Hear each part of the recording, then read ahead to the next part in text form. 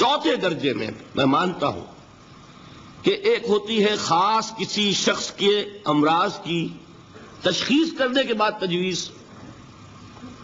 کوئی اگر طبیب ہے، ماہر طبیب روحانی، وہ آپ کو دیکھے گا تو اندازہ لگائے گا کہ آپ میں کیا کمی ہے، اس کے مطابق آپ کو ذکر بتائے گا. بھئی فلاں آیت کا مراقبہ کیا کرو. کسی میں بزدلی ہوتی ہے، کسی میں مال کی محبت زیادہ ہوتی ہے، کسی میں توکل کی کمی ہے، کسی میں شہرت کی خواہش ہے، نمایاں ہونے کا جذبہ ہے، کسی میں تکبر ہے.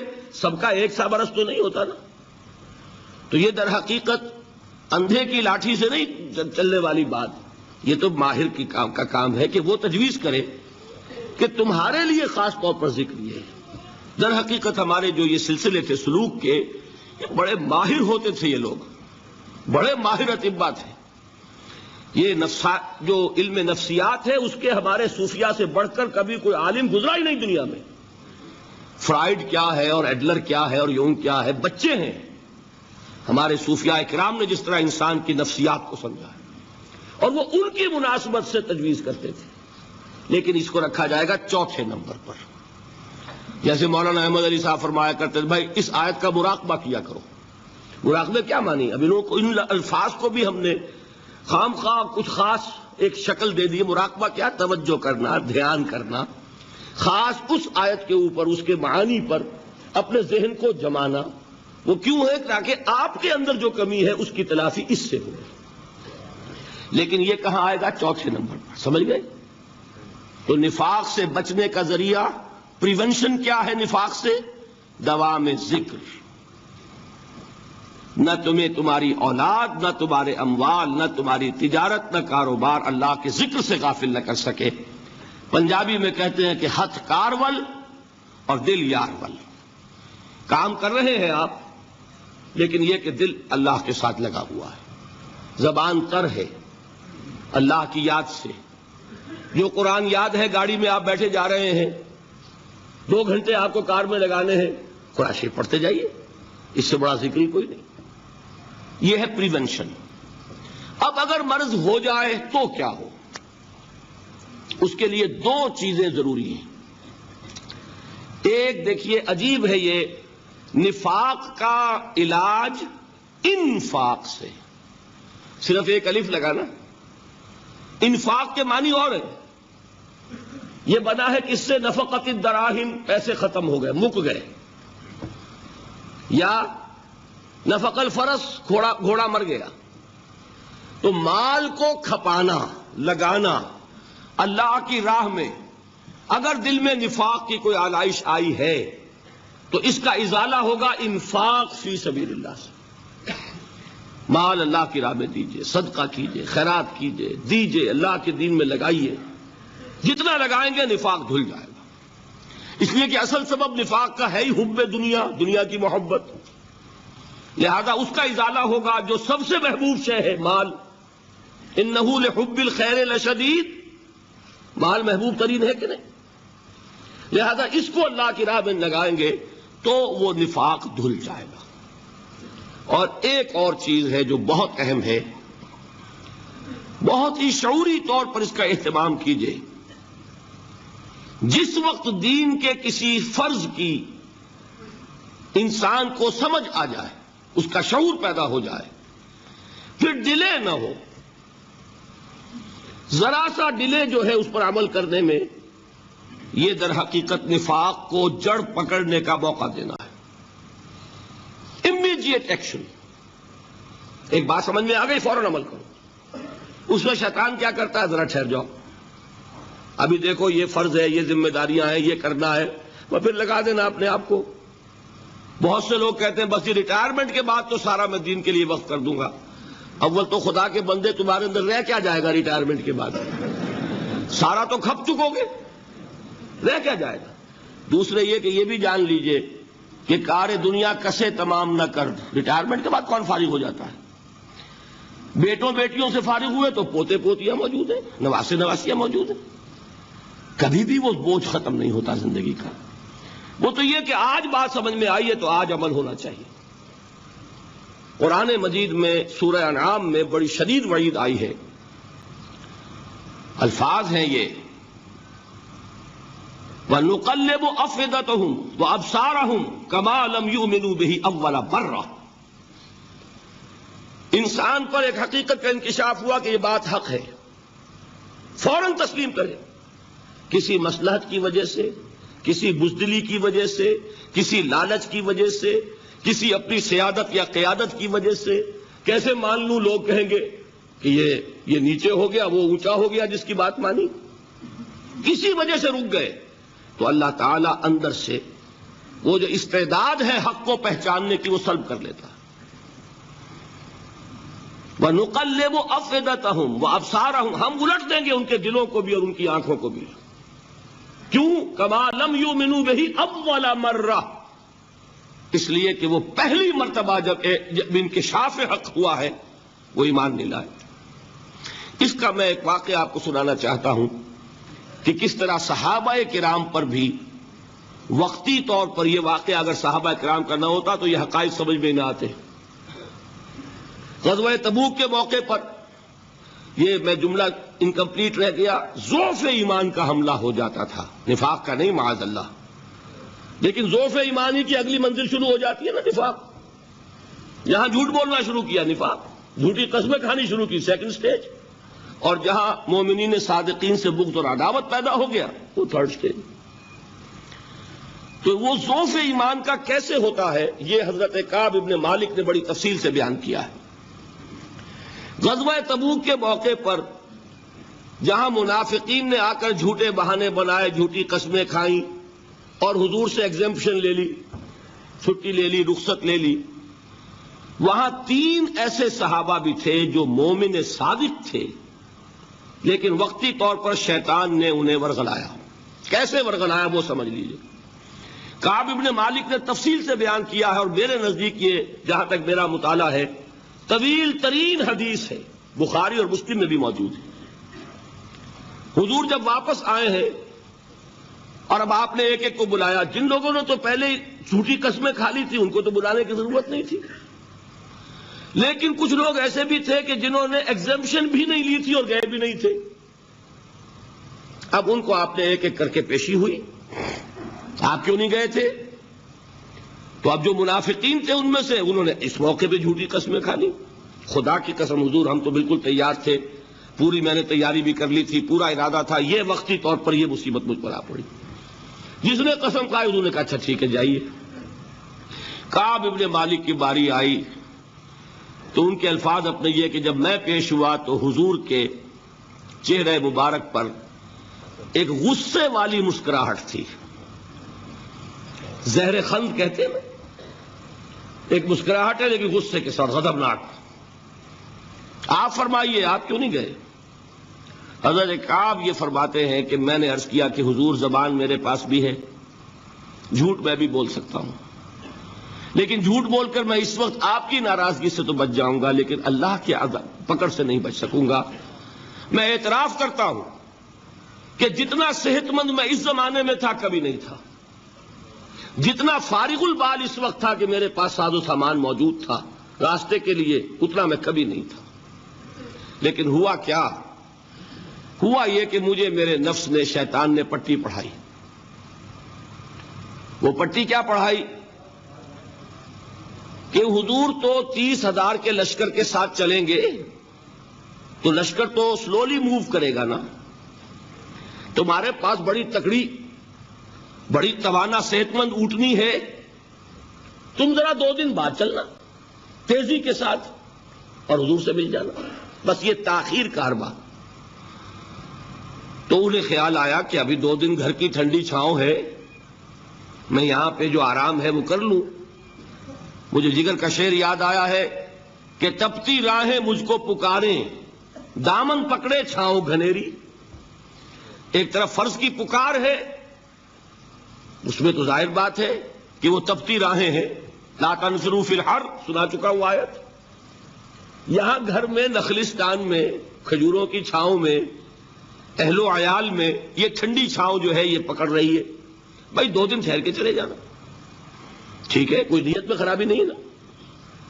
اس کے بعد پھر جب ابھی 2 دن اور ٹھہر جاؤ، یہ تو بڑا لمبا سفر ہے، ذرا تیز اور دوڑ لینا.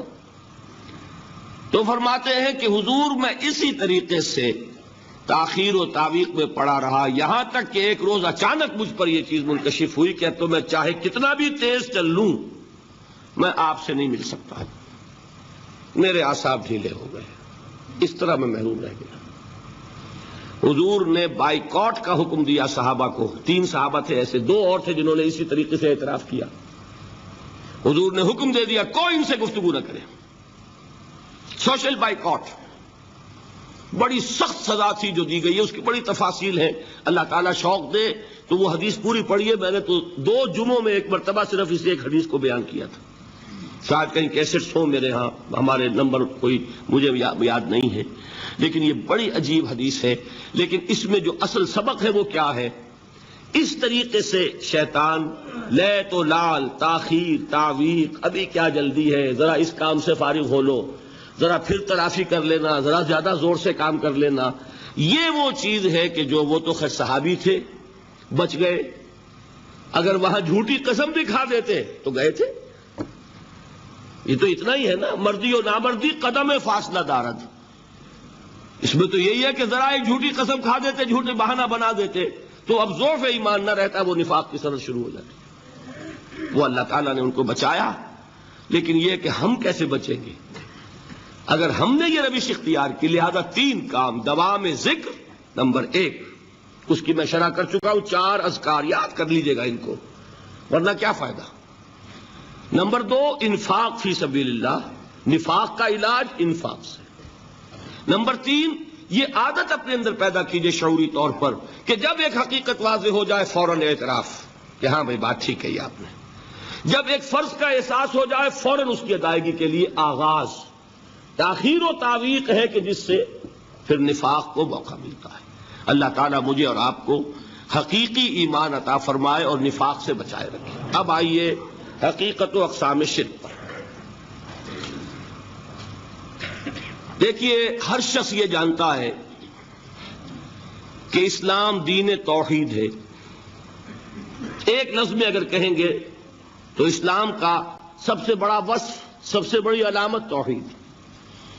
وہ جو اقبال نے کہا کہ توحید کی امانت سینوں میں ہے ہمارے، آسان نہیں مٹانا نام و نشاں ہمارا.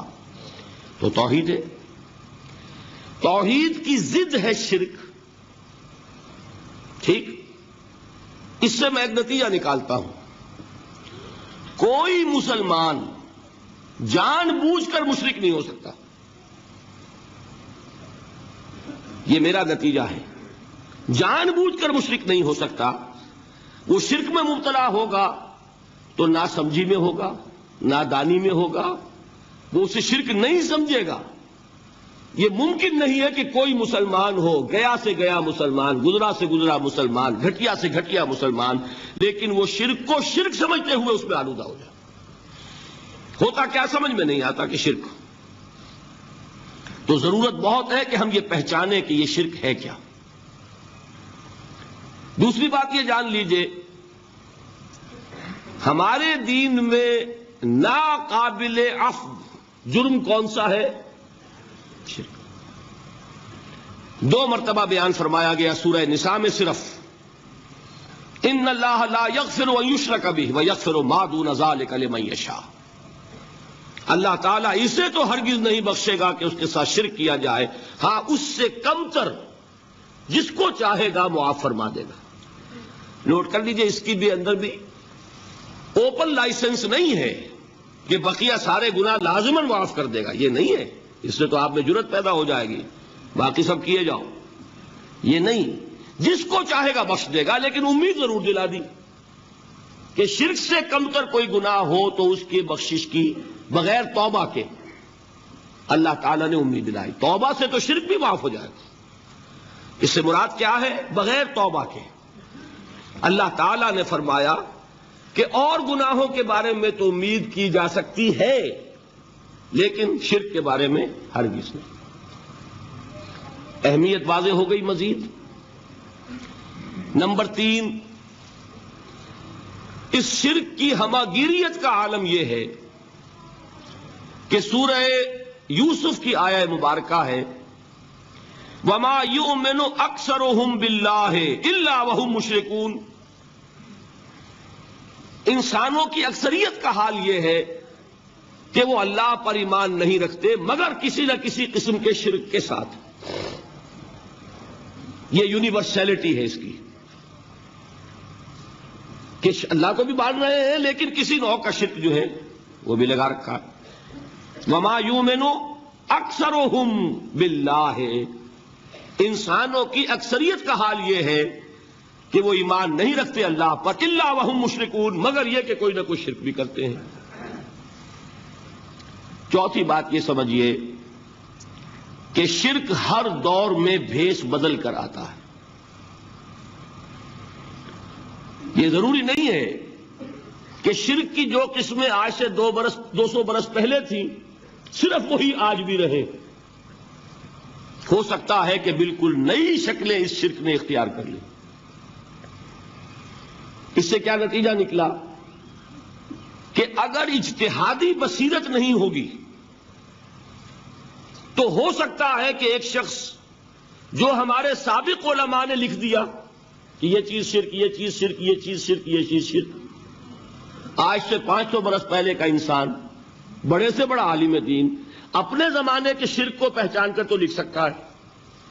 اس سے تو آپ بچ رہے ہیں. امام ابن تیمیہ نے اس کو شرک قرار دیا، اس کو شرک قرار دیا، اس کو شرک قرار دیا. کوئی شخص ہے جو اس سے تو بچ گیا. امام صاحب کی دی ہوئی بصیرت سے اس نے ان جو اقسام ہے شرک کی ان کو پہچان لیا، لیکن یہ عین ممکن ہے کہ آج کے شرک کو وہ نہ پہچان رہا ہو. اپنی جگہ وہ سمجھ رہا ہو اپنے آپ کو بہت بڑا موحد، جبکہ اس دور کا جو شرک ہے اس میں ملوث ہو. اس کو میں نے کہا ہے کہ اس شرک کے بارے میں بڑی اجتہادی بصیرت کی ضرورت ہے. فارسی کا ایک شعر ہے، بڑا پیارا شعر ہے، بہر رنگے کے خواہی جامہ می پوش من اندازے قدت رامی شناسم. اپنے محبوب سے کہہ رہا ہے شاعر کہ تم جس طرح کا چاہو لبادہ اوڑھ لو، میں تمہیں تمہارے قد سے پہچان لوں گا. کتنا ہی چھپا لو اپنے آپ کو، کیسے ہی لباس بدل لو، بہر رنگے کے خواہی جامہ می پوش من اندازے قدت رامی شناسم، میں تمہارے قد سے تمہیں پہچان لوں گا. یہ اگر بصیرت نہ ہو کہ شرک کو اس کے قد سے پہچان سکیں آپ، اس کے لیے ضرورت ہے اصولوں کی. دیکھیے جس طرح الجبرا کے اصول ہوتے ہیں، فارمولا ہے، فارمولا ہاتھ میں آ گیا، مسئلے حل کرتے چلے جا رہے ہیں، آپ اپلائی کرنے کی دیر ہے فارمولے کی. اگر آپ نے صرف گنتی کر کے کسی زمانے کے شرک وہ تو سمجھ لیے، لیکن وہ بصیرت باطنی حاصل نہیں ہوئی، اجتہادی بصیرت، وہ اصول ہاتھ میں نہیں آئے کہ جس سے آپ پہچان سکیں، تو ہو سکتا ہے کہ اس دور کے شرک کو آپ نہ پہچان سکیں. اس کے لیے ضرورت ہے کہ اصل اصول ہاتھ میں آ جائیں تاکہ اصولوں کو اپلائی کریں. ایک بات مجھ سے اور سن لیجئے، میرا اپنا یہ تاثر ہے، ہمارے دین میں خیر، بھلائی، نیکی، چاہے وہ نظریے کی ہو، علم کی ہو، عقیدے کی ہو، عمل کی ہو، اخلاق کی ہو، وہ سب کیا ہے؟ وہ توحید ہی کے شجرہ طیبہ کی شاخیں ہیں. اور شر، برائی، گمراہی، خیالات کی ہو، نظریات کی ہو، علم کی ہو، عقیدے کی ہو، عمل کی ہو، اخلاق کی ہو، سب کے ڈانڈے شرک کے شجرہ خبیثہ سے ملتے ہیں. اس شجرہ خبیثہ کے برگوبار ہے جو بھی برائی ہے عمل کی یا علم کی، اور اس شجرہ طیبہ کے برگوبار ہیں جو بھی خوبی ہے عمل کی یا عقیدے کی. یہ میرا تاثر ہے. اور جب تک اس انداز میں وہ آپ کو اندرونی رشتے ظاہر نہیں ہوں گے، آپ پر منکشف نہیں ہوں گے، وہ اجتہادی بصیرت جو ہے پیدا نہیں ہو سکے گی.